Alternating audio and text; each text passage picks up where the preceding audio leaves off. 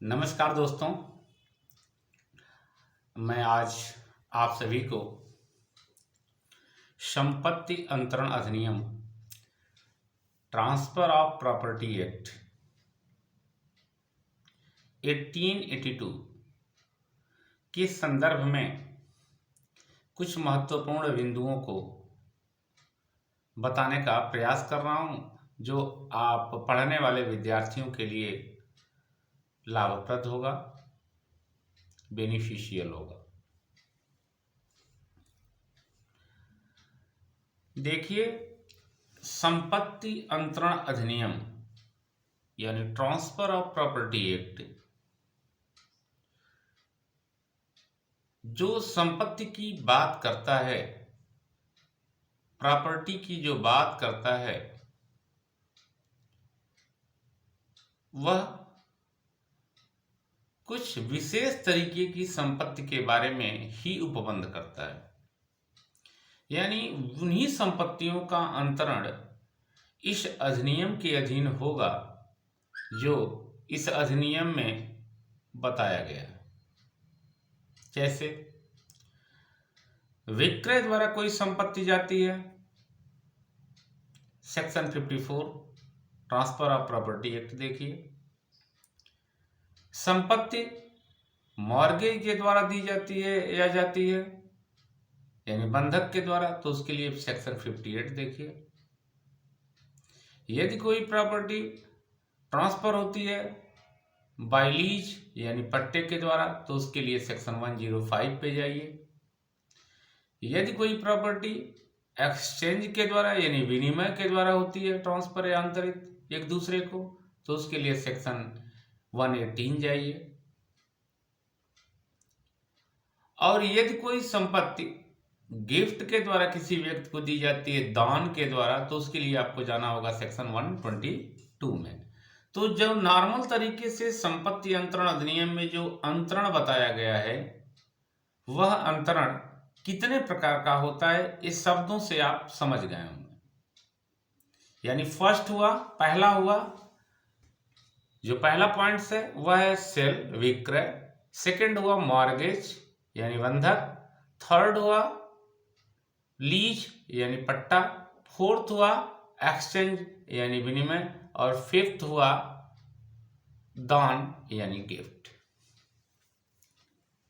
तो इसका मतलब 5 तरीके से प्रॉपर्टी किसी व्यक्ति को इस अधिनियम के अधीन अंतरित होगी, ट्रांसफर होगी, हस्तांतरित होगी।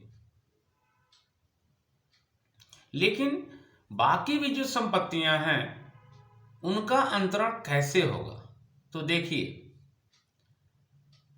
जब पक्षकार कार्य करके by a act of parties, पक्षकारों के कार्य द्वारा जब संपत्ति का अंतरण होगा, यानी पक्षकार कार्य करके संपत्ति जब किसी व्यक्ति को अंतरित करेंगे, तो ट्रांसफर ऑफ प्रॉपर्टी एक्ट इसी चीज को अपने में समाहित करता है, इंक्लूड करता है, वहां ट्रांसफर ऑफ प्रॉपर्टी एक्ट आ जाएगा। अब देखिए, संपत्ति का ट्रांसफर विधि के प्रवर्तन द्वारा भी होता है, यानी बाय ट्रांसफर बाय लॉ, विधि के प्रवर्तन द्वारा अंतरण कैसे होगा? जैसे प्रॉपर्टी उत्तराधिकार में प्रॉपर्टी एक दूसरे को कैसे जाएगी, यह विधि का एक रूल है। उसके अधीन यदि प्रॉपर्टी किसी व्यक्ति के पास है, तो उसके उत्तराधिकारियों को उसके न रहने पर वो चली जाएगी। और एक लास्ट है कि प्रॉपर्टी का अंतरण जो किया जाता है वह बाय द डिक्री और ऑर्डर ऑफ कोर्ट, न्यायालय के आदेश या डिक्री के द्वारा किया जाता है। तो इस तरह देखा जाए तो संपत्ति के अंतरण का जो तरीका है ना, वो 3 ही है। पक्षकारों के कार्य द्वारा by act of parties, by operations of law second, और थर्ड वाला आपका हो जाएगा जो लास्ट है बाय डिक्री और बाय ऑर्डर ऑफ कोर्ट। तो आप संक्षिप्त में इन सब चीजों को समझ गए होंगे। अब मैं यह बताना चाहता हूं कि संपत्ति अंतरण अधिनियम में संपत्ति का जो अंतरण है वह किनके बीच में होगा। देखिए, ट्रांसफर ऑफ प्रॉपर्टी एक्ट अकेले वर्क नहीं करता, इसके लिए कॉन्ट्रैक्ट एक्ट की सारी शर्तें आपको पूरी करनी होंगी।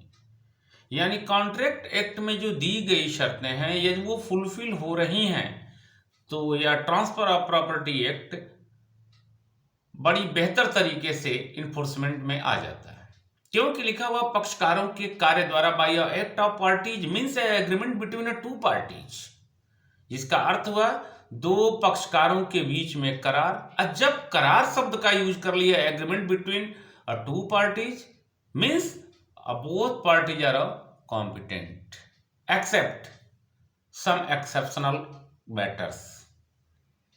अपवाद हैं कुछ, आपवादिक स्थितियों में छोड़ करके दो पक्षकारों के बीच में करार के द्वारा ही संपत्ति का अंतरण होगा, यानी एक व्यक्ति से दूसरे व्यक्ति को प्रॉपर्टी जाएगी। तब तक के लिए बहुत बहुत धन्यवाद।